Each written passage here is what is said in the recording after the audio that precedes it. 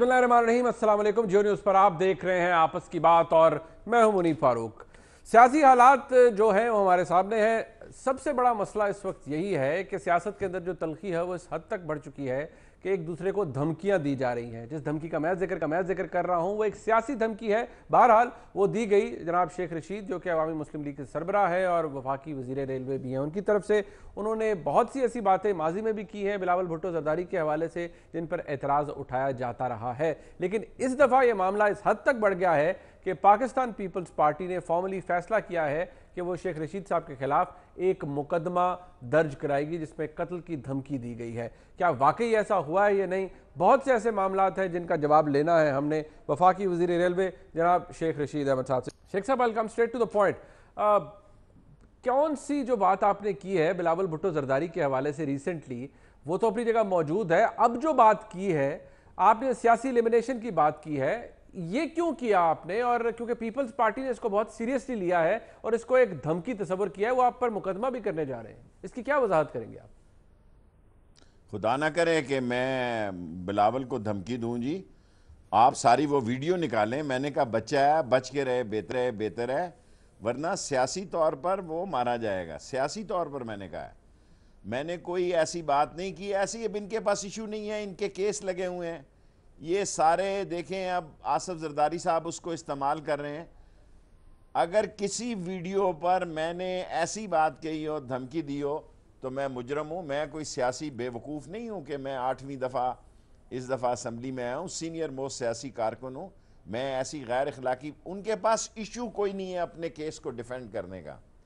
उन्होंने मुझे सॉफ्ट जो है टारगेट बनाया, समझ लिया कि यार इस पे जो मर्जी कहते रहें, तो जाएं अदालत में जी, आए बिलावल साहब। जो मेरा बयान है मैं इससे नहीं हिलूंगा। और इसमें अगर कोई मेरी खुदा न खास्ता अगर लर्जिश हुई होती या मैंने कोई गलत जुमले का इस्तेमाल किया होता तो मैं माजरत करता। मैंने पॉलिटिकल बात की है, बिल्कुल कोई धमकी नहीं दी। ना मैं सियासी दहशत गर्द हूँ, ना मैं दहशत गर्दों के साथ हूँ। मुसलमान हूँ, जहादी हूँ, जहाद पे यकीन रखता हूँ और इस्लामी मदरसों को इस्लाम और पाकिस्तान का किला समझता हूँ। कभी भी किसी दहशत गर्दी, हालांकि जो सुप्रीम कोर्ट में एक केस आया लबैक वालों का, उस पर भी मैं सुप्रीम कोर्ट में जा रहा हूँ कि मैं तो फैज़ाबाद गया ही नहीं, मैं तो कभी उनसे मिला ही नहीं, मैं तो किसी धरने में था ही नहीं। अब ये मसला क्या है? मसला यह है कि इन लोगों को कुशन चाहिए, इनको इमरान खान से कुशन चाहिए और वो कुशन जो है वो इनको इमरान खान ही दे सकता है, जो कि वो देने के लिए तैयार नहीं है, ना देगा। मैंने आज भी उससे बात की है। इस वक्त इंटरव्यू से 5 मिनट पहले मैंने इमरान खान से बात की है। मैंने कहा भाई देखना ये सारी बातें चल रही हैं, मामलात हो रहे हैं। उसने कहा नो वे, जो मुझे महीना 1.5 महीना पहले उसने कहा था। उसने कहा दुनिया इधर की इधर हो जाए, अदालत का कह नहीं सकता, लेकिन मेरी तरफ से कोई ना ढील है ना डील है। तो फिर ज़ाहिर है उनको शेख रशीद ही रह गया। नवाज शरीफ के ख़िलाफ़ तो वो अब बयान नहीं दे सकते ना, क्योंकि एक ही थाली में एक ही कश्ती के वो सवार है। तो आज आके उनको शेख रशीद मिल गया और वो शेख रशीद के ख़िलाफ़ ये बातें कर रहे हैं। बट शेख साहब देखिए, आप तनकीद करते हैं और करते रहे हैं, बट इस दफ़ा जो आपने तनकीद की मैं दोहराऊंगा, आपने कहा 2 मौके दे दिए, तीसरा मौका नहीं दूंगा। ऐसी कौन सी बात है जो कि आप कर देंगे तो कोई बहुत बड़ा आसमान टूट पड़ेगा बिलावल भुट्टो जरदारी पर? ये इस तरह की बात आपने पहले कभी नहीं की, इसकी वजाहत करें। ये कोई खास वजह है कि आप ये बार बार कर रहे हैं? मुझे नहीं करना चाहिए था एक्चुअली। उसने बड़े गंदे जुमले मेरे बारे में इस्तेमाल किए, मैं दोहराना नहीं चाहता। फिर इसमें बड़े लोग पड़ गए, उसने माजरत कर ली। मैंने कहा ठीक है बच्चा यार, कोई मसला नहीं। अब भी मैं समझता हूँ कि मेरी तरफ से पहल नहीं होगी, लेकिन एक हद होती है ना। सारा मीडिया इन्होंने मेरे पीछे लगा दिया है, सारा पाकिस्तान का मीडिया मेरे पीछे लगा दिया। मैंने कहा क्या है जी, मैंने कहा क्या है जिस पर उनको इतनी, मैं तो कोई जनाब ना इस मनी लॉन्ड्रिंग के किसी मसले में हूँ, ना इनके मैंने वो फलूदे वाले के अकाउंट देखे हैं, ना मैंने मसाले वाले के देखे हैं, ना मैंने वो दही भल्ले वाले के देखे हैं। अरबों रुपए का इनका मसला है, इनके केस सीरियस हैं, ये इससे जान छुड़ाना चाहते हैं। और आसफ जरदारी की बात तो अलग है। और मेरे दोस्त चौधरी निसार साहब ने भी कहा कि भाई एलान अली, क्या नाम था उस लड़की का? अयान अली और बिलावल भुट्टो के एक ही अकाउंट से पैसे जाते थे। ये मैंने नहीं कहा, اور یہ مسئلے جو ہیں ان کو دونوں پارٹیوں کو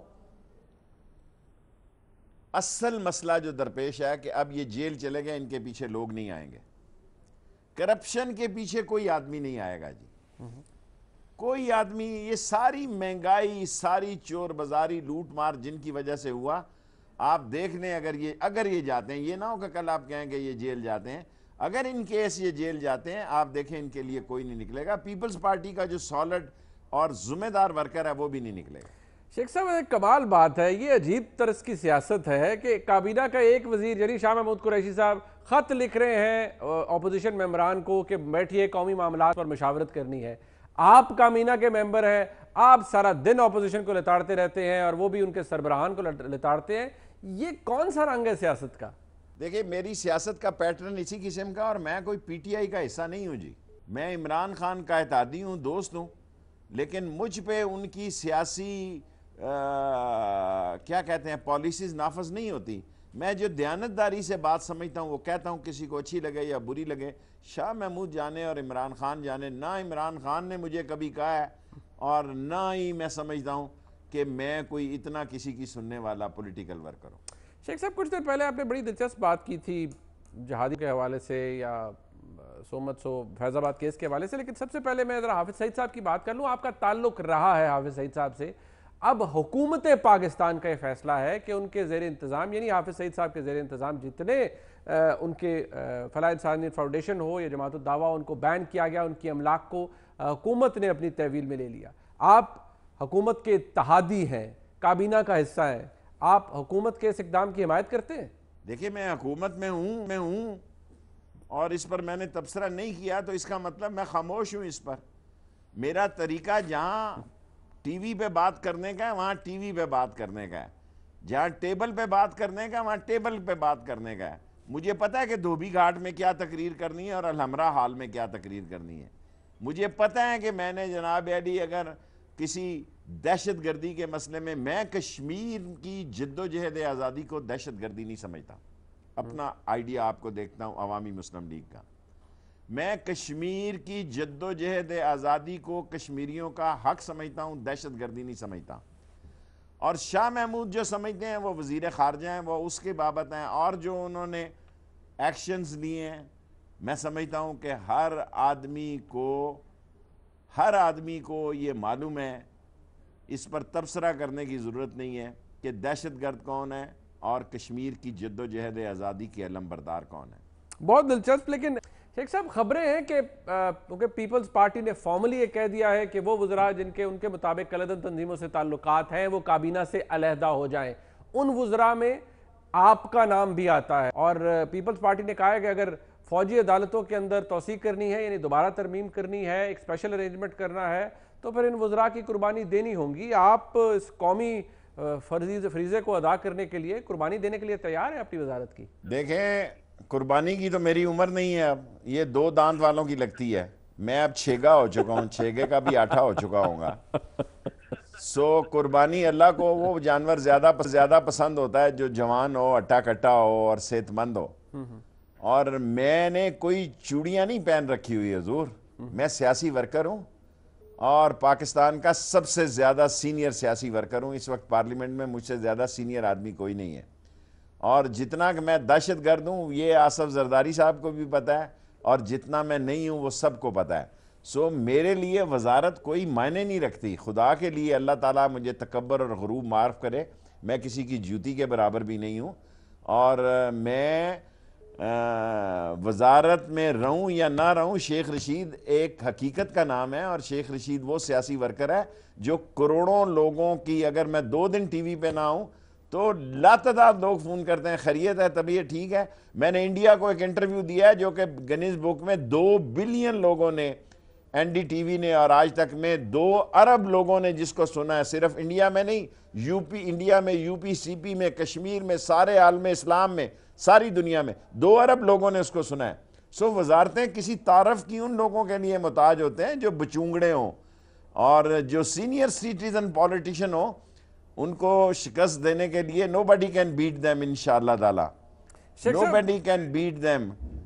سو اللہ تعالیٰ بہت بڑا ہے. ٹھیک شیخ صاحب ذرا آپ یہ بتائیے گا کہ اب ذرا بات شہباز شریف صاحب کے حوالے سے آپ ہمیشہ کہتے ہیں، ذرا بتا ہی دیجئے، مطلب آپ نے کہا میں نے دیکھا انہیں این آر او مانگتے ہوئے، دیکھا اور سنا، کس سے این آر او مانگ رہے تھے وہ؟ منیب صاحب یہ سوال آپ مجھ سے پہلے بھی کر چکے ہیں، صرف 2-3 مہینے پہلے. اپنا ریکارڈ ذرا دیکھیں.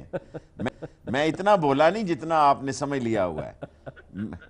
اگر آپ یہ سمجھتے ہیں کہ آپ کے پاس، میرے پاس تو یہ انٹرنیٹ نہیں ہے، میں الیکٹرانک دور کا بندہ نہیں ہوں، 6 والا آدمی ہوں. لیکن مجھے یاد ہے آپ نے یہ مجھ سے سوال کیا تھا. میں نے یہ کہا کہ اگر شہباز شریف جیو پہ ہی آ جائے جی تو میں اپنی سیاست داؤ پہ لگاؤں گا اور یہ بتاؤں گا کہ وہ این آر او مانگ رہا. دیکھیں میں نہ نواز شریف صاحب کو سنا ہے، نہ میں بچیوں کے بارے میں بات کرتا ہوں، نہ میں نے کبھی مریم نواز صاحبہ کے بارے میں بات کی ہے، نہ بختاور نے بیان دیا ہے، نہ اس کے خلاف میں نے. اگر سیاسی طور پر بلاول نے بیان دیا ہے تو میں نے بیان دیا ہے، ورنہ میرا دل نہیں کرتا کہ میں بلا وجہ بیان دوں. سو جس کو میں نے دیکھا اور سنا ہے اس کا کہہ دیا ہے کہ ہاں میں 9-10 سال سے جھوٹ نہیں بول رہا، اور میرا عہد ہے کہ میں مر بھی جاؤں جھوٹ نہیں بولوں گا، کہ میں نے دیکھا اور سنا ہے اسے این آر او مانگتے ہوئے.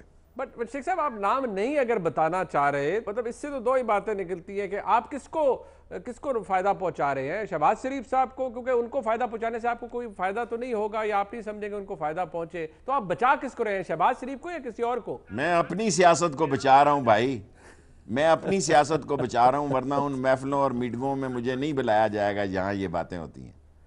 شیخ صاحب آپ نے کہا کہ عمران خان صاحب نہ ڈھیل دیں گے نہ ہی ڈیل کریں گے، لیکن دوسری طرف آپ نے ہی کہا کہ شہباز شریف صاحب کی گوٹی فٹ انہوں نے کر لی ہے، گوٹی فٹ ہو گئی ہے. اب یہ دونوں بیانات ہیں، کس پہ اعتبار کیا جائے؟ کیونکہ آپ ایک طرف کہتے ہیں نہیں جی کوئی ڈھیل نہیں، پرساد کہتے ہیں گوٹی فٹ ہو گئی، ان کے معاملات درست ہو گئے ہیں، تو کس پہ اعتبار کریں؟ بڑا مشکل سوال ہے یہ آپ کا، کیونکہ شہباز شریف کی پوزیشن ڈاواں ڈول ہے کہ نواز شریف سے وہ کچھ منوا نہیں سک رہے جی، اور وہ نواز شریف کی سیاست سے ایک الگ سیاست کرنے کے خواب دیکھ رہے ہیں، اور اس میں گوٹی جتنی فٹ ہو رہی ہے اس سے میوزک نہیں چل رہا جی.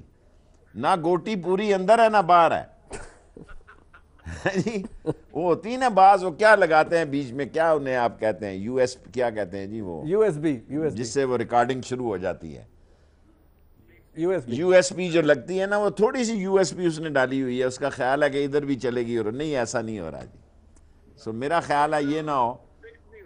گوٹی فٹ نہیں ہوئی، فٹ کرنے کی پوری کوشش میں ہے، کبھی آدھی گوٹی اندر چلی جاتی ہے، کبھی پھر باہر آ جاتی ہے. ایک صاحب آپ ہلکے کی سیاست کرتے ہیں، ذرا اس طرف آ جاتے ہیں. آپ ہلکے کی سیاست کرتے ہیں، لوگوں کی نبض پہ ہاتھ رکھتے ہیں، مہنگائی کا معاملہ ہے، گیس کے بل، بجلی کے نرخ میں اضافہ ہوا ہے، آپ ہلکے میں جاتے ہیں، لوگ خوش ہیں اس حکومت سے، آپ مطمئن ہیں؟ کیونکہ آپ جب کابینہ کے اندر جاتے ہیں تو یہ پتہ چلتا ہے کہ آپ نے کئی دفعہ پرائم منسٹر کو کہا ہے کہ یہ غلط ہو رہا ہے، لوگ آپ سے جھوٹ بول رہے ہیں، یہ لوگ مروائیں گے آپ کو، اور اتنی زیادہ انفلیشن یا مہنگائی حکومت کے لیے نقصان دہ ہے. دیکھیں میں آپ کو ایک بات بتا دوں، عمران خان بہت محنت کر رہا ہے، اور میں واقعی 1 سیٹ کا وزیر ہوں، 1 سیٹ کا ممبر ہوں، لیکن وزارت میرے کوئی گلے کا ہار نہیں ہے جی. وزارت میں رہتے ہوئے حقیقی بات جو عمران خان کو نہ بتائے، میرا خیال ہے وہ اس کا دوست اور ہمدرد نہیں ہے. میں آج بھی یہ بات کہی ہے کہ خان صاحب جو لوگ اقتدار کے ہوس میں غلط مشورے دیں، غلط باتیں کریں، وہ آپ کے دوست نہیں ہیں. یہ بھوکے ہو سکتے ہیں میری طرح وزارتوں کے، لیکن سچا آپ کا دوست یہی ہے. دیکھیں انہوں نے، نواز شریف نے، آصف زرداری نے اتنا لوٹ مار کی، اربوں 6 بلین کا روز سود ڈالا، بجلی کا اتنا خسارہ کر دیا، گیس کا اتنا خسارہ کر دیا. یہ کوئی حکومت کرنا اتنا آسان کام نہیں ہے جی. یقیناً بجلی کے بلوں اور گیس پہ لوگ خوش نہیں ہیں. اگر آپ یہ سمجھ رہے ہیں کہ میں نے کیبنٹ میں یہ بات نہیں کی تو سب سے پہلے یہی کی ہے. لیکن اب اس کا توڑ بھی لا رہے ہیں. جو بجلی کے بل غلط ہو گئے اس کو ہم مختلف 3 قسطوں میں 30 جون تک واپس کر رہے ہیں لوگوں کے. اس میں بھی 2-4% میرا، میں زیادہ شو نہیں مارنا چاہتا، کریڈٹ نہیں لینا چاہتا، اور میں عمران خان کا مشکور ہوں کہ وہ میری بات سنتے ہیں اور اس کو وزن دیتے ہیں. سو آف کورس بجلی سے لوگ خوش نہیں ہیں، گیس سے لوگ خوش نہیں ہیں، مہنگائی سے خوش نہیں ہیں، لیکن یہ کیا سارا آصف زرداری اور نواز شریف نے ہے. عمران خان کی حکومت کا اس میں کوئی عمل دخل نہیں. शेख साहब, बहुत की मिनिस्ट्री होती है जो फाइनेंस मिनिस्ट्री होती है, बड़ी होती है।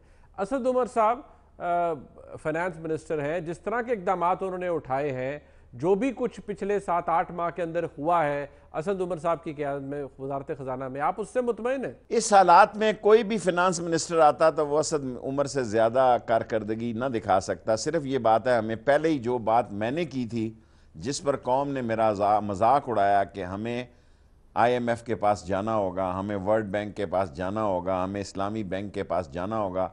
लोगों ने, दो हुकूमतों ने 10 साल में इतनी सन लगाई थी कि मैं नहीं ख्याल कि असद उमर के पास कोई ऑप्शन थी इन हालात के अलावा, सिवाय इसके कि उसको मेरी तरह पहले ही एतराफ़ कर लेना चाहिए था कि हमें जाना पड़ेगा।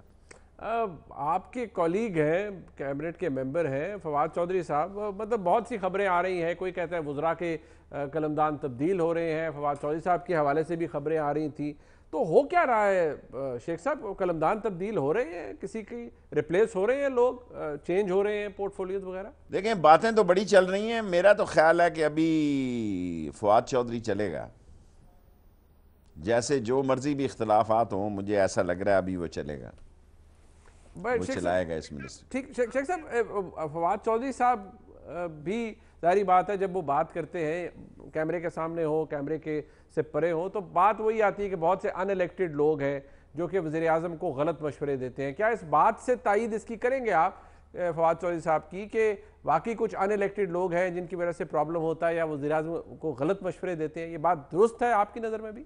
देखें, फवाद चौधरी का मसला आप फवाद चौधरी से पूछें, वो गवर्नमेंट का स्पोक्स पर्सन है। मैं ये समझता हूँ कि दुनिया में सबसे मुश्किल वजारत जो है वो इंफॉर्मेशन मिनिस्ट्री है, क्योंकि हर मिनिस्टर की जो नाअहलियत है और हर हुकूमत की जो खामी है उसको डिफेंड करना पड़ता है। आजकल लोगों का माहौल, जब मैं पहले 3-4 दफ़ा वज़ीर इत्तलात रहा हूँ, एक टीवी होता था जी, मज़े करते थे, एक PTV और एक APP और एक सरकारी इदारा और पूरी हुक्मरानी थी। अब 100 टीवी चैनल हैं जी, और अखबारें, और ये टीवी इतना स्ट्रांग हो गया पाकिस्तान। मैं दुनिया के किसी मुल्क में टीवी को इतना स्ट्रांग नहीं देख रहा, इवन इंडिया में। मैंने अभी आपको ये बताया, मैं सोच नहीं सकता कि जो मैंने इंटरव्यू दिया इस तरह हिल रहे था इंडिया का मीडिया, और सारे मेरे पीछे थे। मैंने कहा एक दे दिया, बस इसी को आप समझो और इसी को जानो। मैं नहीं समझता कि इंफॉर्मेशन मिनिस्ट्री कोई आसान मिनिस्ट्री है आज के दौर में। हालांकि वहाँ काफ़ी लोग हैं, वहाँ अब वो बेग साहब हैं, ताहिर खान साहब हैं, वहाँ दुरानी साहब हैं, और वहाँ अल्लाह आपका भला करे गोंदल साहब हैं, और वहाँ 1-2 और लोग हैं। 8 बंदे वहाँ मौजूद हैं पहले ही। तो फवाद चौधरी भी उसमें शामिल हैं, 10 बंदों से वो काम कर रहे हैं। शेख साहब, मैं ज़रा पीपल्स पार्टी के हवाले से दोबारा आऊँगा। अब की बात तो सामने आ ही गई कि वो आपने धमकी दी, उन्होंने कहा कत्ल की धमकी का मुकदमा हम दर्ज करवाने जा रहे हैं शेख रशीद साहब के खिलाफ। क्या कहेंगे आप? मुझे तो डर लग गया कहीं ये ना हो कोई खुद ही मरवाए। मेरे मुकदमे से क्या, मेरा तो आगे पीछे है कोई नहीं, मैं तो ज़मानत भी नहीं कराऊंगा। मैंने किताब लिखनी है, जेल में जाके, बाहर मैं लिख नहीं सकता। एक जंग पब्लिकेशन ने वो किताब छापी थी, फर्जंदे पाकिस्तान। अब नई किताब लिखने के मेरे पास बहुत सारे मवाद हैं, बहुत सारा पैसा आना है, और पैसे की इतनी ज़रूरत नहीं है अब मुझे। लेकिन असल बात यह है कि पहले भी बेनज़ीर भुट्टो को जिन ताकतों ने मरवाया, उसका फ़ायदा भी उन्हीं ताकतों ने हासिल किया। और जो लोग अपनी लूटी हुई दौलत को पता नहीं कहाँ ले जाना चाहते हैं, मैं ऐसा नहीं हो सकता। मैं खुद तो जान दे सकता हूँ, मैं किसी परिंदे की भी जान नहीं ले सकता। मैं बर्ड लवर हूँ, मैंने आज तक कभी शिकार का गोश्त भी नहीं खाया सारी ज़िंदगी में। आई लव बर्ड्स इवन, तो मैं कैसे उसकी जान ले सकता हूँ? ऐसे ही अब इनके पास और कोई केस नहीं है। पीपल्स पार्टी की ज़ाहिर क़यादत के मामलात हैं, केसेस हैं, वो ट्रेन मार्च करने का सोच रहे हैं। शेख साहब तो फैसिलिटेट करेंगे, इजाज़त देंगे? एतराज़ तो नहीं है आपको कि पीपल्स पार्टी अगर ट्रेन मार्च करना चाहे तो? नहीं, सलीम मांडीवाला साहब ने फ़ोन किया था, मैंने कहा पैसे आप जमा करा दें DS कराची के पास, ज़रूर लें जी, पूरा टाइम बता दें। कल परसों उनका मुझे फ़ोन आया था सलीम मांडीवाले का। तो पीपल्स पार्टी में अच्छे लोग भी हैं जी, चांडियो साहब हैं, क्या नाम है उनका पूरा? मौला बख्श चांडियो है, वहाँ कायरा है, वहाँ एतजाज़ है, वहाँ लतीफ़ खोसा साहब हैं। वहाँ ये हमारे मुश्किल वक्त में हमारे केस लड़ने में भी इन्होंने काम किया। جب ہم یہ نواز شریف کے خلاف تھے عدالت میں. سو ٹکٹ لے کے ضرور چڑھیں جی, اگر گاڑی بھی اسپیشل بک کرنی ہے ضرور کریں, پیسے دیں, پیسے کے بغیر نہیں ہوگا. شیخ صاحب ٹورڈز آخر میں یہی پوچھنا چاہوں گا, آپ نے پہلے کہا تھا کہ مارچ کے اندر جھاڑو پھر جائے گا, پھر حالات فرق ہو گئے, بھارت کی طرف سے دراندازی ہوئی, ٹینشن ہو گئی معاملات میں, تو اب آپ کیا کہیں گے, کوئی نئی ڈیٹ دیں گے کہ جھاڑو پھرنا ہے, یا جھاڑو پھرنے کا پلان اب پیچھے ہٹ گیا؟ دیکھیں میں نے یہ کہہ دیا تھا, دیکھو انڈین اگریشن ہو گئی, اس کی طرف میں نے دیکھا نہیں تھا, اور 1-2 مہینے آگے دے دیں, جون سے پہلے جھاڑو ضرور پھرے گا جی. یہ نہیں, اس طرح نہیں ملک اب یہ چل سکتا, جھاڑو پھرے گا.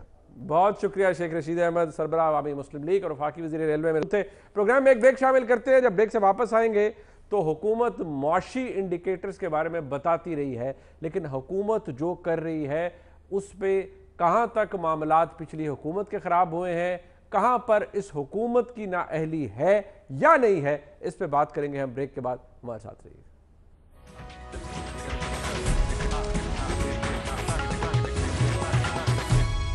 پاکستان میں جو لوگ معیشت کو سمجھتے ہیں اور جو نہیں سمجھتے ان کے لیے یہ سیگمنٹ دیکھنا بہت ضروری ہے, اس لیے کہ ڈاکٹر فاروق سلیم صاحب میرے ساتھ اسلام آباد سے موجود ہیں. بڑے آسان زبان میں اور آسان طریقے سے ہم ان سے پوچھیں گے اور وہ ہمیں بتائیں گے کہ اس وقت ملک میں معاشی صورتحال کیا ہے, جو 5-6 مین انڈیکیٹرز ہیں ان کے حوالے سے جو حکومت کر رہی ہے, یعنی پاکستان تحریک انصاف کی حکومت, وہ صحیح سمت میں جا رہی ہے یا غلط. ڈاکٹر صاحب بہت شکریہ سر, آپ نے مجھے اپنا قیمتی وقت دیا, آپ نے ایک زبردست آرٹیکل بھی لکھا ہے, ایز یوزول آپ لکھتے رہتے ہیں دی نیوز کے لیے. سب سے پہلے سر اگر ہم آ جائیں فورن ڈیٹ کے اوپر, کیونکہ قرضوں کی بات ہو رہی ہے, بیرونی قرضوں کی اگر بات کر لی جائے تو صورتحال کیا ہے سر؟ اگر ہم امیڈیٹ کمپیریزن تو مسلم لیگ نون کی حکومت سے کریں گے موجودہ حکومت کا, اس کے بارے میں فرمائیے ذرا.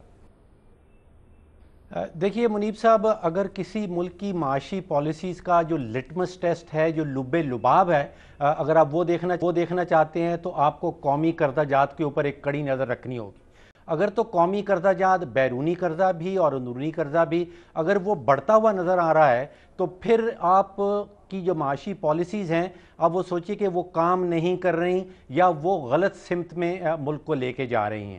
اب جو بیرونی قرضے کی آپ نے بات کی, بیرونی قرضہ جات کے حوالے سے ہم پچھلے 7 مہینوں میں, جس میں سے آپ سمجھے کہ تقریباً 4 سے 5 مہینے جو ہیں وہ پی ٹی آئی کی حکومت کے ہیں اور 2 مہینے اس سے پہلے کے ہیں, حکومت نے تقریباً $9.5 ارب کا ٹوٹل بیرونی قرضہ لیا ہے, اور اس میں سے کوئی 3.8 ارب ایسا ہے جو کہ پرانے قرضوں میں واپس کر دیا گیا ہے. تو پی ٹی آئی کے میں نے مختلف بیانات دیکھے ہیں, وہ کہتے ہیں کہ ہم قرضہ اس لیے لے رہے ہیں کیونکہ جو پی ایم ایل این نے قرضہ لیا تھا اس کو واپس کرنا پڑ رہا ہے. تو یہاں پہ وہ صورتحال نظر نہیں آتی.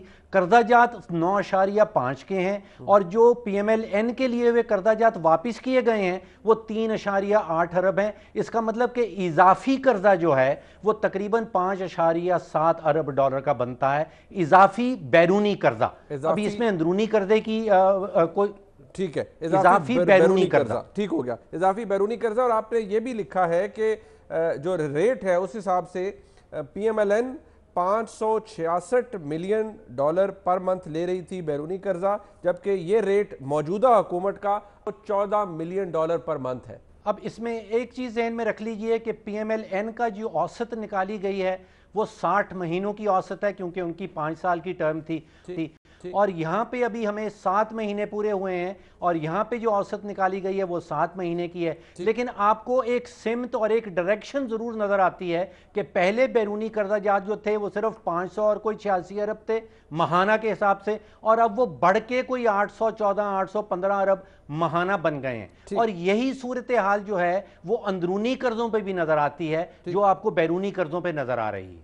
سب سے بڑا سٹانس یہی پی ٹی آئی کا رہا ہے, موجودہ جناب وزیر اعظم کا بھی یہی رہا ہے کہ 30 کھرب کا قرضہ ہے ملک کے اوپر, جو انٹرنل اگر آپ قرضوں کی بات کریں. اور اس میں بھی جو آپ کے اعداد و شمار جو آپ کی طرف سے دیے گئے ہیں, اور آپ نے لکھا ہے بار بار کہ فگرز ڈو ناٹ لائی, کہ جو ایڈیشنل ڈیٹ ہے 7.7 بلین پر ڈے لیتی رہی پی ایم ایل این کی حکومت. یقینی طور پر وہ ایک 60 مہینوں پر محیط تھا, لیکن اس حکومت کا جو اب تک کی 7 مہینوں کا آپ نے بتایا ہے وہ یہ کہ یہ 14 بلین روپیز پر ڈے کے حساب سے ڈیٹ لے رہی ہے, انٹرنل ڈیٹس اینڈ لائبلٹیز کی جب بات کریں.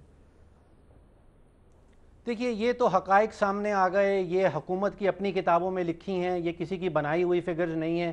جو اس میں فوکس کرنے والی بات ہے کہ ایسا کیوں ہو رہا ہے، ہو تو یہ رہا ہے، ایسا کیوں ہو رہا ہے، اور اس کا جواب ڈھونڈنا بڑا ضروری ہے، کیونکہ پھر ہمیں اس کی ڈائریکشن بدلنی ہوگی. ایسا اس لیے ہو رہا ہے کہ جو لیکیجز ہیں، چاہے وہ بیرونی سیکٹر کی ہوں یا اندرونی سیکٹر کی ہوں، وہ جاری ہیں، بلکہ وہ پہلے سے زیادہ بڑھ گئی ہیں. اگر آپ صرف بجلی کے شعبے میں دیکھ لیں تو کوئی 3-4 سال پہلے جو ہمارا اضافی گردشی قرضہ آیا کرتا تھا وہ تقریباً 1 ارب روپے روزانہ کا ہوتا تھا پی ایم ایل این کی حکومت کے دوران. اب جو پاور ڈویژن والوں نے ہمیں فگرز دی ہیں، جو اگست سے لے کے اور جنوری تک کی فگرز آتی ہیں، اس دوران ایک 137 دن کا پیریڈ ایسا رہا ہے جو پی ٹی آئی کی حکومت کا تھا، جس دوران گردشی قرضہ جات 260 ارب مجموعی طور پہ بڑھے ہیں، اور یہ بن جاتا ہے تقریباً 2 ارب روپیہ روزانہ کا. تو آپ اندازہ کیجئے کہ پہلے 1 ارب بڑھ رہا تھا اور اب 2 ارب بڑھ رہا ہے. اور اس کی وجہ یہ ہے کہ جب پی ایم ایل این کی حکومت تھی 3-4 سال پہلے، اس وقت ہمارے پاس مجموعی بجلی کے سیکٹر کے اندر جو انسٹالڈ کیپیسٹی تھی وہ تقریباً 22-23 ہزار میگا واٹ تھی، اور اس میں ایڈیشن ہوئی ہے پی ایم ایل این نے اسینشلی کی ہے کوئی 12-13 ہزار میگا واٹ کی. اب ہم کہیں 33-34-35 ہزار میگا واٹ پہ بیٹھے ہیں، اور کیونکہ کیپیسٹی بڑھ گئی ہے اور اسی وجہ سے ہمارا گردشی قرضہ بھی بڑھتا چڑھا جا رہا ہے. لیکن اس گردشی قرضہ جب بڑھ رہا ہے اور 2 ارب روپے اضافی بڑھ رہا ہے تو پھر حکومت کو مزید قرضہ جات لینے پڑتے ہیں. اس لیے آپ کو وہ یہی والی فگر نظر آتی ہے، اپنے مجموعی جو قومی ڈیٹ ہے وہ بڑھ رہا ہے. ڈاکٹر صاحب یہ فرمائیے گا، سنس آپ نے بھی پوائنٹ آؤٹ کیا کہ ایسا ہو کیوں رہا ہے، اب آپ چاہے فورن ایکسچینج ریزروز کی بات کریں، اس کے حوالے سے بھی آپ نے ڈیٹیلز دی ہیں، گراف بھی ہمارے سامنے موجود ہے. وجہ کیا ہے؟ چلے کچھ جگہ پر تو آپ نے کہا جیسے سرکولر ڈیٹ ہے، لیکیجز ہو گئی، جن سے نیچرل بات ہے جب آپ کے ریسورسز کم ہے تو آپ قرضہ جات لیں گے، قرضے بڑھیں گے. لیکن یہ جو فورن ڈائریکٹ انویسٹمنٹ ہے اس کا کم ہونا، یا فورن ایکسچینج ریزروز جو ہیں ان کا اس سطح پر نہ ہونا جس پر ہونے چاہیے، ڈسپائٹ دا فیکٹ کہ ہمیں فورن فنڈنگ کہا جائے، ایڈ کہا جائے دوست ممالک سے، وہ بھی آئی ہے، اس کی کیا وجہ ہے؟ یہاں پر کیا پرابلم آپ آئیڈینٹیفائی کرتے ہیں؟ دیکھیے 2 اچھی خبریں جو پچھلے کچھ ماہ میں آئی ہیں ان کو بھی سامنے رکھ لیں. ایک اچھی خبر یہ ہے کہ جو فورن ریمیٹنسز ہیں، جو ہمارے ورکرز ملک سے باہر کام کر رہے ہیں اور پیسے واپس بھیج رہے ہیں، وہ بڑھ گئی ہیں. اور ان میں اگر آپ انڈیویجولی دیکھیں تو وہ سعودی عربیہ یا دوسرے عرب ممالک سے نہیں، بلکہ وہ امریکہ اور یونائٹڈ کنگڈم سے، برطانیہ سے وہ لوگوں نے پیسے زیادہ واپس بھیج رہے ہیں پہلے کے مقابلے میں. تو یہ ایک پاکستان کے لیے خوشائن خبر رہی ہے. اور دوسری خوشائن خبر یہ رہی ہے کہ جو تیل کی قیمتیں ہیں وہ پچھلے 3-4 مہینوں میں بڑی تیزی سے 30-35-40% تک گر گئی ہیں، اور ہم جو تیل $16 ارب کا سالانہ خریدتے ہیں اس میں ہمیں وہ چھوٹ مل جاتی ہے. لیکن ان 2 خوش آئین خبروں کے باوجود ہمارا جو خسارہ ہے وہ کنٹرول میں نہیں آ رہا. ایکسپورٹس جو ہیں اگر وہ پچھلے 7-8 مہینوں کی آپ کمپیئر کریں اس سال کی پچھلے 7-8 مہینوں کے مقابلے میں، تو وہ 0.4% مارجنلی لیکن گری ہیں، باوجود اس کے کہ ہم نے 30% اپنا روپیہ گرا دیا ہے. تو اس کا کنکلوژن یہ نکلتا ہے کہ ابھی جو ہم نے پالیسیز اختیار کر رکھی ہیں وہ ہمارے پرابلمز کو دور نہیں کر رہی. اور ابھی پچھلے ہفتے وہ خرم حسین صاحب نے بہت زبردست ایک آرٹیکل لکھا ہے اور اس سے میں بہت حد تک اگری کرتا ہوں. وہ ان کا کہنا یہ ہے کہ بہت ہی سادہ ذہنیت اور سادہ سوچ کا استعمال کیا جاتا ہے. جب ہم دیکھتے ہیں حکومت دیکھتی ہے کہ جی خزانے میں ڈالر ختم ہو رہے ہیں تو اس کا جواب یہ دیتے ہیں کہ ہم لوٹی ہوئی دولت واپس لے آئیں گے. جب کہ ایکسپورٹس جو ہیں وہ گر رہی ہیں تو ایکسپورٹرز کو پرائم منسٹر سیکریٹریٹ میں بلا لیا جاتا ہے اور ان کو کچھ سبسڈیز دے دی جاتی ہیں. جب دیکھا جاتا ہے کہ بجٹری خسارہ جو ہے وہ بڑھتا چلا جا رہا ہے تو اس کا جواب یہ دیتے ہیں کہ چلیں کچھ کاریں جو ہیں ان کو نیلام کر دیتے ہیں. تو یہ جو سادہ سوچ اور سادہ ذہنیت ہے، یہ پرابلمز بڑے کمپلیکس ہیں اور پیچیدہ ہیں. ان کے حل جو ہیں وہ بھی پیچیدہ نکلیں گے، وہ اتنا سادہ ذہنیت کے حوالے سے ان کے حل نہیں نکل پائیں گے. فاروق صاحب ٹورڈز دا ویری اینڈ، جس سپیڈ پہ جس پالیسی کو اختیار کیے ہوئے ہے حکومت یا وزارت خزانہ، اس سے معیشت جس گرداب کے اندر ہے، معاشی صورتحال وہ نکلتی ہوئی نظر آ رہی ہے. ٹائم لے گی؟ کیونکہ لوگ تو یہ کہتے ہیں کہ وہ ٹائم دینے کے لیے تیار ہیں، لیکن کیا 2 سال بعد بھی ہم اس پوزیشن میں آ سکیں گے کہ ہم اس سے باہر نکل آئیں؟ منیب صاحب، ایک فارمولا ہوتا ہے کہ آپ کو ایکسپیرینس چاہیے اور آپ کو قابلیت چاہیے، اور اگر حکومتوں کے پاس یہ 2 چیزیں آ جائیں تو پھر آؤٹ کمز نکل آتے ہیں، پھر آپ اپنی دشواریوں سے باہر نکل آتے ہیں۔ یہاں پہ یہ تو بڑا واضح ہے کہ یہ نا تجربہ کار حکومت ہے، لیکن اس کے ساتھ ساتھ ناقابلیت بھی، ایک نااہلیت بھی سامنے آتی ہے۔ ٹائم کے ساتھ ایکسپیرینس جو ہے وہ تو پرابلم دور ہو جائے گا، ان کو تجربہ آ جائے گا کچھ سال گزرنے کے بعد، لیکن نااہلیت جو ہے اس کا حل ٹائم پیش نہیں کرتی۔ اس میں آپ کو دوسری چیزیں ڈالنی پڑتی ہیں، اس میں آپ کو ٹیم پلیئرز بدلنے پڑتے ہیں، اس میں آپ کو اپنی پالیسیز کی ڈائریکشن بدلنی پڑتی ہے۔ ٹھیک، بہت شکریہ ڈاکٹر فرق سلیم صاحب ہمارے ساتھ موجود تھے۔ ان سے ملک کی معاشی صورت کی انڈیکیٹرز ہیں، اس پہ ان کا تجزیہ ہم نے لیا، اس کی ویلیویشن آپ نے ہی کرنی ہے۔ پروگرام میں ایک بریک شامل کرتے ہیں، بس ہاتھ رہیے۔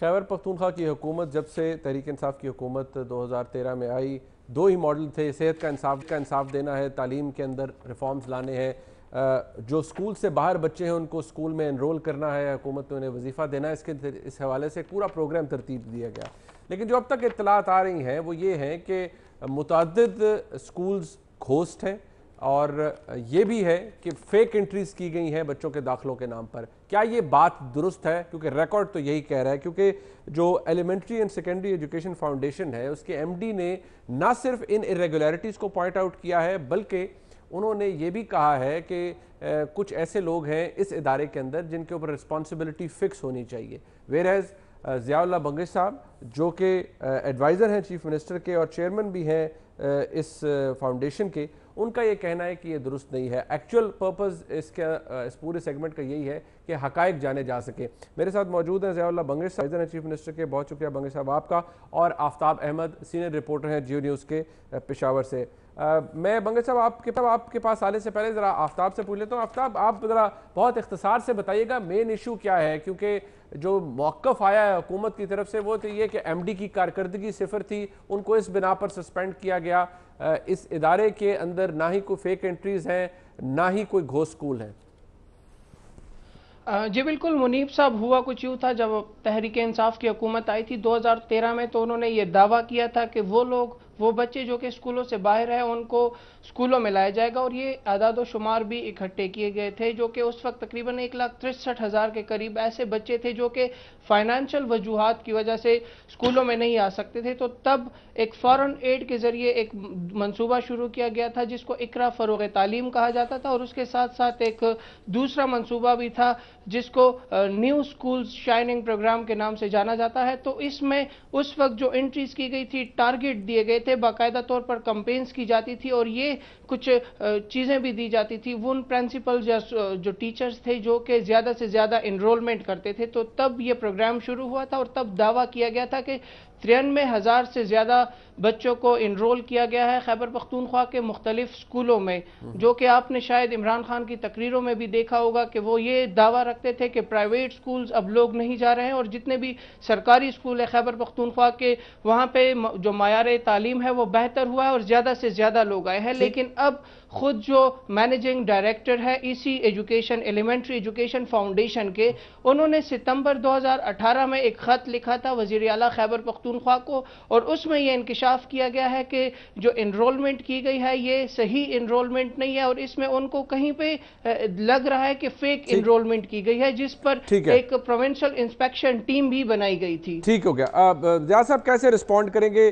آپ کے نزدیک فیک انٹریز ہیں یا نہیں ہے، گھوسٹ سکولز ہیں یا نہیں ہے، یہ ذرا بتائیے گا۔ میں یہاں پہ پہلے آفتاب بھائی کی بات کو ذرا اس کو کلیئر کرواؤں گا کہ وہ جو آپ 93,000 کی بات کر رہے ہیں وہ ہمارے جو سرکاری جو اسکول ہے وہ ہم ان کی بات کر رہے ہیں، اور جو پرائیویٹ اسکولوں سے جو بچے آئے وہ ہمارے سرکاری اسکولوں کی طرف آئے۔ یہ جس ہم مسئلے کی ہم بات کر رہے ہیں وہ ایلیمنٹری ایجوکیشن فاؤنڈیشن کے وہ جو اسکول تھے جو پبلک پرائیویٹ پارٹنرشپ کی گئے تھے پرائیویٹ اسکولوں کے ساتھ، اور یہ 6 اضلاع میں تقریباً 600 سے زائد اسکولوں کے ساتھ اس کی ایم او یو سائن ہوئی تھی اور اس میں 41,000 جو بچے تھے ان کو ٹارگٹ کیا گیا تھا کہ ان کو ہم اسکولوں کی طرف لے کر آئیں گے. ٹھیک ہے. تو یہاں پر میں اب یہ آپ کے ساتھ شیئر کروں گا کہ نہ اسکول گوشت تھے اور نہ اس میں بچوں کی جو بتائی گئی ہے کہ وہ جی فیک تھے. یہاں پر میں یہ آپ کو بتاؤں گا کہ جی جب ایم ڈی نے اپریل 2018 میں وزیر اعلیٰ پرویز خٹک صاحب کو جب پریزنٹیشن وہ دے رہے تھے, وہ پریزنٹیشن ابھی بھی آن دا ریکارڈ ہے, تو اسی ایم ڈی صاحب نے پرویز خٹک کو جو فگر بتائے وہ 35,000 بچہ بتایا اور باقی جو بچے تھے وہ ڈراپ آؤٹ بتائے کہ جی یہ بچے ڈراپ آؤٹ ہو چکے ہیں. تو یہ وہ فگر ہے جو 18 اپریل 2018 کو یہ ایم ڈی صاحب نے رپورٹ کی. اب یہاں پر میں آپ کو ایک چیز بتانے کی کوشش کروں گا کہ بلکہ میں یہ آفر کروں گا آپ کی ٹیم کو اور آپ کے یہاں کی لوکل جو ٹیم ہے آپ اس کی ڈیوٹی لگائیں, اور جو ایم ڈی جو تھے ذوالفقار اس نے جو ڈاکومنٹس آپ لوگوں کو دیے یا جو بھی چیز تھی جس کو ملے, میں یہ آفر کرتا ہوں کہ آپ کی ٹیم آئے اور پوری چھان-بین کریں, سب معاملہ جو آن دی ریکارڈ جو چیزیں ہیں وہ ہم کو دکھا دیں گے, ہماری ٹیم اس کے ساتھ ہو جائے گی. پتہ چل جائے آن گراؤنڈ پتہ چل جائے گا کہ جو ایم ڈی صاحب نے جو بات کی ہے یا جو ڈپارٹمنٹ جو چیز بتا رہا ہے وہ کیا چیز تھی. اچھا بنگے صاحب یہ فرمائیے گا, یہ آپ کی بات میں ابھی آن دی ریکارڈ ہی کہہ رہا ہوں کہ اسکول بھی موجود, بچی بھی موجود اور سارا ریکارڈ بھی موجود. کیا آپ یہ کہہ رہے ہیں, ذرا آسانی کے لیے سمجھا دیجئے, کیا آپ یہ فرما رہے ہیں کہ جو 35,000 کا فگر آپ کہہ رہے تھے ایم ڈی نے دیا جب انہوں نے پرویز خٹک صاحب کو بریفنگ دی, فائن وہ بھی آپ نے کہا ریکارڈ پہ موجود ہے, اچھی بات, لیکن 35,000 ہو 41,000 ہو, میرا سوال صرف یہ ہے کیا آپ یہ بات دعوے سے کہہ سکتے ہیں کہ ایک بھی گھوسٹ اسکول نہیں ہے اس پروگرام کے اندر اور ایک بھی فیک انٹری نہیں ہے, کیونکہ یہی مین ایک مدعا ہے اور ایک مدعا ایم ڈی کی سسپینشن کا ہے. پہلے اس پہ بات کر لیجئے, کیا آپ گارنٹی کرتے ہیں کوئی ایسی فیک انٹری اور گھوسٹ اسکول نہیں ہے؟ بالکل میں کہتا ہوں کہ کوئی فیک اسکول نہیں اور نہ کوئی اس طرح کے بچے جو رجسٹر تھے وہ فیک تھے. اور میں یہاں پر اس لیے یہ کہوں گا کہ جب ایم ڈی صاحب کو پتہ تھا اور ایم ڈی ہی ایم او یو سائن کرتے ہیں اسکولوں کے ساتھ, جو پرائیویٹ اسکول تھے ان کے ساتھ ایم ڈی ہی ایم او یو سائن کرتا ہے, تو اگر ایم ڈی صاحب کو اس وقت یہ لگا کہ جی اس میں فیک انرولمنٹ ہے اور یا یہ چیزیں فیک ہیں, تو ایم ڈی صاحب کو وہ سارے ایم او یو کینسل کر دینے چاہیے تھے اس وقت. اور دوسری بات بھی میں آپ کو یہ بتا دوں کہ بورڈ کے میٹنگ کے حوالے سے بھی آپ نے بات کی کہ کیوں سسپینڈ کیا گیا ایم ڈی صاحب کو, وہ بھی میں آپ کو منیب بھائی بتاتا ہوں. اس ایم ڈی کو اس لیے سسپینڈ کیا گیا کہ جب یہ میں نے جب چارج سنبھالا تو اس کے ساتھ 2-3 میٹنگ جب میں نے کی تو میں نے اسے کہا کہ جی یہ سارے جو مسئلے آپ مجھے ابھی بتا رہے ہیں تو یہ آپ نے بورڈ کو کیوں پریزنٹ نہیں کیے. تو وہاں پر اس نے کہا کہ جی وہ میں نے چیف سیکرٹری کو لیٹر لکھا تھا, میں نے سیکرٹری کو لیٹر, میں نے اسے کہا کہ جی آپ کا رول یہ ہے کہ آپ بورڈ کے سیکرٹری ہیں. بورڈ بی او جی ہوتی ہے, بی او جی کے ممبرز ہوتے ہیں اور بی او جی کا یہ سیکرٹری ہوتا ہے. تو یہ سارے ایشوز کو آپ اٹھا کے بورڈ کے سامنے رکھتے ہیں. اگر بورڈ اس پر کوئی ڈیسیجن نہ لیتا تو اس کے بعد میں آپ کو اب جو پھر میں جب آیا تو میں نے بورڈ میٹنگ جب کال کی فیبرری 2018 میں, تو اس میں یہ ابھی بھی میرے ساتھ میں آپ کو دکھا سکتا ہوں, یہ وہ پوری ایجنڈا تھی. تو اس میں 1 2 3 اور 4 ایجنڈا میں آپ کی ٹیم کو یہ شیئر کروا دوں گا. 4تھ پوائنٹ یہ تھا کہ جی پروگریس ریویو. یہ بورڈ بی او جی کی یہ طریقہ کار ہوتا ہے کہ جب آپ کی میٹنگ ہوتی ہے تو آپ پچھلے جو آپ کی میٹنگ ہوتی ہے وہ اس کے آپ نے ریویو کرنا ہوتا ہے. مجھے بنگے صاحب ذرا یہ بتا دیجئے, کیا جو کلیم ہے former M D Zulfiqar Ahmed کا کہ یہ فیک انٹریز ہیں, گھوسٹ اسکولز ہیں, کہا یہ جا رہا ہے کہ چیف منسٹر کی ایک پروونشل انسپیکشن ٹیم نے اس کو ریٹیفائی کیا ہے کہ واقعی یہ دعویٰ ٹھیک ہے, اس کو بھی صحیح یا غلط قرار دے سکتے ہیں آپ؟ کیا وزیر اعلیٰ کی انسپیکشن ٹیم نے یہ نہیں کہا کہ جو ایم ڈی نے کہا ہے وہ درست ہے؟ وہ بھی میں آپ کو اپڈیٹ کروا دوں منیب بھائی کہ وہ جو انسپیکشن ٹیم ہے تو کل ہی پھر ہم نے ان سے یہ جب سے رپورٹ جب ہم نے لی ان سے تو انہوں نے کہا کہ جی ہم نے تو ان کو کہا تھا کہ جی آپ جو چیزیں کر رہے ہیں تو یہ چیزیں آپ کو اپنے بورڈ کے سامنے پیش کرنی چاہیے تھی. کیوں میں اسی پر میں نے آپ لوگوں سے اس لیے بات اس لیے شیئر کرنی تھی کہ اس بورڈ کا یہ انسپیکشن ٹیم کا حوالہ دیا گیا تھا کہ جی وہ انسپیکشن ٹیم، حالانکہ انسپیکشن ٹیم نے اور جو آڈٹ رپورٹس آئی تھی وہ اس سی ایم ڈی کے خلاف آئی ہے، 10 آڈٹ پیرا اس کے خلاف آئے ہوئے تھے، اور 10 آڈٹ پیرا وہ ہم آپ کے ساتھ وہ آڈٹ پیری بھی شیئر کر دیں گے۔ تو اس ایم ڈی صاحب نے جب ان سے یہ معطلی کی وجہ یہ تھی کہ جب اس سے پروگریس ریویو اس سے لیا گیا تو اس کے 19 اس کو ٹاسک حوالے کیے گئے تھے، 19 ٹاسک یہ تھے کہ جی وہ بھی آپ کے ساتھ اگر آپ ٹائم ہو تو میں پوائنٹ دکھا دوں گا، لیکن یہ کہ 19 ٹاسک میں اس کی زیرو پرفارمنس تھی، زیرو پرفارمنس تھی۔ آپ کہہ رہے ہیں زیرو پرفارمنس ہے، آپ کہہ رہے ہیں زیرو پرفارمنس ہے، لیکن سوال یہی اٹھتا ہے کہ جو لوگ جن کو نیب نے کال اپ نوٹس بھیجا ہوا ہے، جن کے خلاف رسپانسبلٹی فکس کرنے کا ایم ڈی نے بھی کہا تھا، گو کہ آپ نے کہا کہ ایم ڈی کی پرفارمنس زیرو تھی، ان لوگوں کے بارے میں ادارہ کیا کر رہا ہے، آپ کیا کر رہے ہیں جن کو نیب نے بلایا ہوا ہے؟ بغیر کسی وجہ کے تو نیب نے نہیں بلایا ہوگا۔ اچھا، اب میں اپنی بھائی اب آپ کو یہاں پر وہ ٹیکنیکل بات بتاؤں گا کہ اس ایم ڈی صاحب نے اس کی یہ ذمہ داری تھی کہ یہ ساری ایشو اگر اس کو پتہ تھے کہ یہ چیزیں ہو رہی ہیں تو اس کو بورڈ کے سامنے لانی چاہیے تھی، ٹھیک ہے جی۔ ایک تو اس نے بورڈ کے سامنے وہ چیزیں تب لائی جب ہم نے اس کو کہا کہ جی آپ یہ چیزیں بورڈ کے سامنے لائے، تو فروری 2018 میں یہ چیزیں بورڈ کے سامنے لاتا ہے، اور اس سے پہلے یہ کرتا ہے کہ جی وہ نیب کو اور باقی اداروں کو لیٹر لکھتا ہے۔ اب دیکھیں، اب مجھے یہ بتائیں کہ اگر کورٹ میں ایک کیس چل رہا ہو، نیب میں ایک انکوائری چل رہی ہو، تو کیا اس پہ بورڈ کوئی ڈسکشن کر سکتا ہے، کوئی اس پہ کوئی ڈیسیجن لے سکتا ہے؟ تو جب ہم نے اس کو کہا کہ تو اس نے اسی بورڈ میٹنگ پھر ہم نے کہا کہ جی یہ تو میں نے نیب کو بھی اس میں لکھا ہوا ہے، اس کو تو ہم نے کہا کہ جب آپ نے لکھے ہوئے تو پھر اس کو نیب کو چھوڑیں کہ نیب اپنی انکوائری کرے، مکمل کرے، اور کورٹ کو اگر آپ نے کہا ہے تو کورٹ بھی اپنا فیصلہ آنے دیں۔ یہ ساری چیزیں جو آپ نے کی ہوئی ہے، تو یہ چیزیں اس وقت مطلب یہ اس وقت بورڈ کے سامنے یہ چیز لا رہا ہے اور بورڈ سے اپروول لے رہا تھا، تو ہم نے اسے کہا کہ بورڈ سے اب آپ کو اپروول لینے کی اس لیے ضرورت نہیں ہے کہ ایک چیز جب نیب کے میں ہو۔ ٹھیک ہو گیا، وقت ختم ہو گیا میرے پاس انفارچونیٹلی منگل صاحب، میں اس کے اوپر ایک فالو اپ بھی ہم کریں گے، اور اس کے اوپر مزید جو ابھی تک بات سامنے آئی ہے، آپ ڈینائی کر رہے ہیں لیکن آپ یہ بھی آفر کرتے ہیں کہ آ کر چیک کیا جائے، کیونکہ اطلاعات یہ ہے کہ فیک انٹریز ہیں، آپ یہ فرماتے ہیں کہ نہیں ہے۔ یہ ایک بہت بڑا سوال ہے کیونکہ خیبر پختونخوا کے فلیگ شپ پروجیکٹس میں سے ایک پروجیکٹ یہ تھا۔ آج کا پروگرام آپ نے دیکھا، فیڈ بیک ضرور دیے گا، دیکھنے کا بہت شکریہ، خدا حافظ۔